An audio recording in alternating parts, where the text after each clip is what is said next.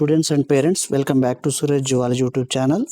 ముఖ్యంగా NEET UG 2026 MCC medical counselling committee counselling round 1 అనేది seat allotment పొందిన candidates అందరూ చాలా ముఖ్యమైన ఇన్ఫర్మేషన్ ఇది.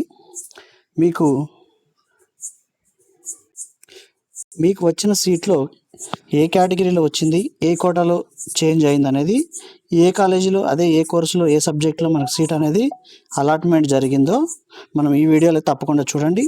అయితే ఎందుకంటే ఇక్కడ MCC provisional neat UG 2026 counselling round 1 షెడ్యూల్లో ముఖ్యంగా సీట్ అలాట్మెంట్ అనేది డాక్యుమెంట్స్లో కేటగిరీలో లేదా కోటాలో మారిన క్యాండిడేట్స్ కోసం ప్రత్యేకంగా ఒక ఇంపార్టెంట్ నోట్ అయితే ఇచ్చింది. ముఖ్యంగా దీంట్లో provisional NEET UG counselling seat allotment round 1 సంబంధించి ఈ ఇన్ఫర్మేషన్ ఇక్కడ ఇవ్వడం జరిగింది మనకి. సో దీంట్లో ముఖ్యంగా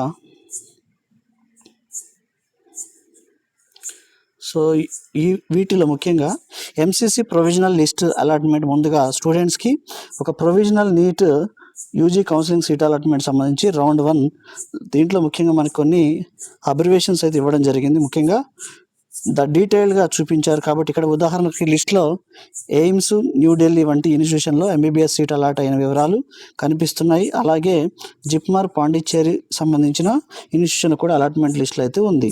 సో ఇక్కడ అలాటెడ్ కోటా అంటే ఏంటి ఒకసారి క్లియర్గా చూద్దాం. అబ్రివేషన్స్ ఒకసారి ఇక్కడ ఇచ్చారు మనకి.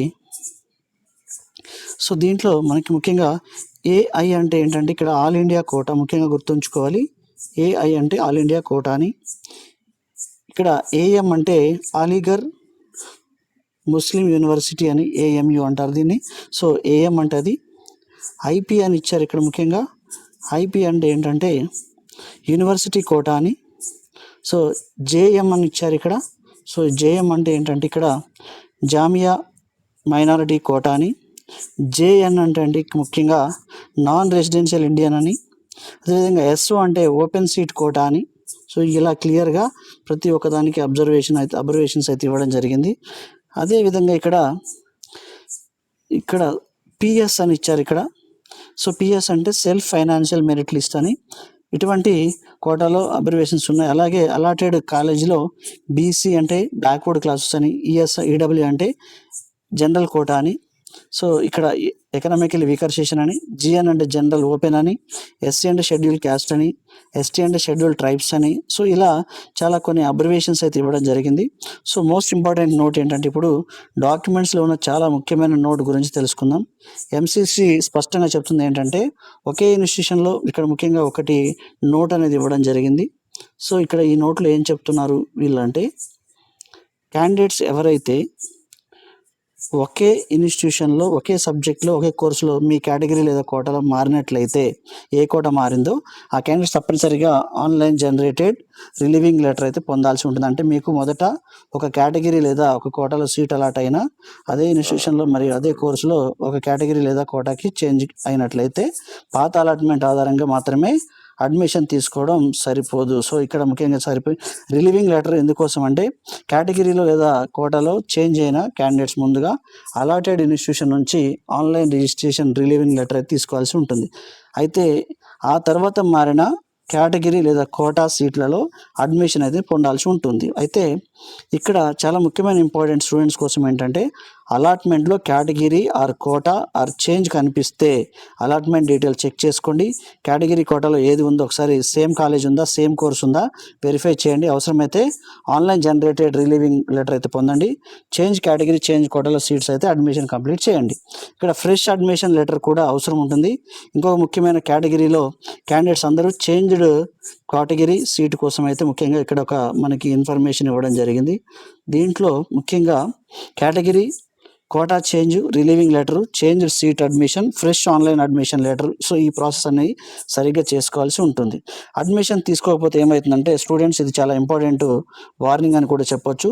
ఇక్కడ చేంజ్ కేటగిరీలో కోటాలో సీట్ అనేది రిక్వైర్డ్ ప్రాసెస్ పూర్తి చేసిన తర్వాత ఇక్కడ అడ్మిషన్ చేయకపోతే అలాట్మెంట్ సీట్ అనేది క్యాన్సిల్ అయ్యే అవకాశం ఉంది. కాబట్టి ఎంసీసీ రౌండ్ 1 ప్రకారం చేంజ్ కేటగిరీ లేదా సీటు నాన్ అడ్మిషన్ జరిగితే అలాట్మెంట్ సీట్ అనేది క్యాన్సిల్ అవుతుంది. అందువల్ల మీకు category or change address, so ఇక్కడ చేంజ్ జరిగిందని అలాట్మెంట్ కనిపిస్తే మాత్రం ఏమాత్రం నిర్లక్ష్యం చేయకుండా మనం ముందుగా మన యొక్క రిలీవింగ్ లెటర్ అయితే తీసుకోవాల్సి ఉంటుంది. ఇక్కడ ఫర్ ఎగ్జాంపుల్ ఒక ఎగ్జాంపుల్ చూసుకుంటే, ఒక స్టూడెంట్కు పర్టికులర్ మెడికల్ కాలేజ్లో ఎంబీబీఎస్ సీట్ వచ్చింది అనుకుందాం. అదే తర్వాత అదే కాలేజీలో అదే ఎంబీబీఎస్ కోర్సులో కేటగిరీ లేదా కోటాలో చేంజ్ అయింది అనుకోండి, అప్పుడు ఆ స్టూడెంట్ స్టెప్ 1లో చేంజ్ అలాట్మెంట్ చెక్ చేసుకోవాలి, ఆన్లైన్ జనరేటెడ్ రిలీవింగ్ ఆర్డర్ అయితే తీసుకోవాలి. స్టెప్ 3లో చేంజ్డ్ కేటగిరీ ఆర్ కోటా సీట్లో అడ్మిషన్ పొందాల్సి ఉంటుంది. ఇక్కడ స్టెప్ 4లో చేంజ్డ్ సీట్కి సంబంధించి ఫ్రెష్ ఆన్లైన్ జనరేటెడ్ అడ్మిషన్ అనేది తీసుకోవాల్సి ఉంటుంది. ఈ ప్రాసెస్ని కంప్లీట్ చేయకుంటే మనకి సీట్ అనేది క్యాన్సిల్ అయ్యే సమస్య రావచ్చు. కాబట్టి స్టూడెంట్ తప్పనిసరిగా చెక్ చేయండి మీ ర్యాంకు, అలాటెడ్ ఇన్స్టిట్యూషను. సో ఈ రౌండ్ 1 ప్రొవిజనల్ అలాట్మెంట్ లిస్ట్లో మనకి ఈ విషయాలను చెక్ చేసుకోండి. మీ స్టేట్ ర్యాంకు, మీ ర్యాంక్ ఎలా ఉంది, మీ all India rank, allotted institution, course, allotment quota, allotted category, candidate category, remarks. So ఇవన్నీ కేర్ఫుల్గా చెక్ చేయండి. ఈ కేటగిరీ లేదా ఏ కోటాలో ఉందో మారిందా లేదా అనేది ముఖ్యంగా చూడండి. ప్రొవిజనల్ రిజల్ట్ కాబట్టి జాగ్రత్త, ఇది provisional result round 1 seat allotment document కాబట్టి క్యాండిడేట్స్ తమకు అలాటెడ్ డీటెయిల్స్ని అయితే కేర్ఫుల్గా చెక్ చేసుకోవాలి. ప్రత్యేకంగా కేటగిరీ లేదా కోటా మారిన క్యాండిడేట్స్ మాత్రం రిలీవింగ్ లెటర్ విషయంలో, ఫ్రెష్ అడ్మిషన్ లెటర్ విషయంలో ఎంసీసీ ఇన్స్ట్రక్షన్స్ తప్పకుండా ఫాలో చేయండి.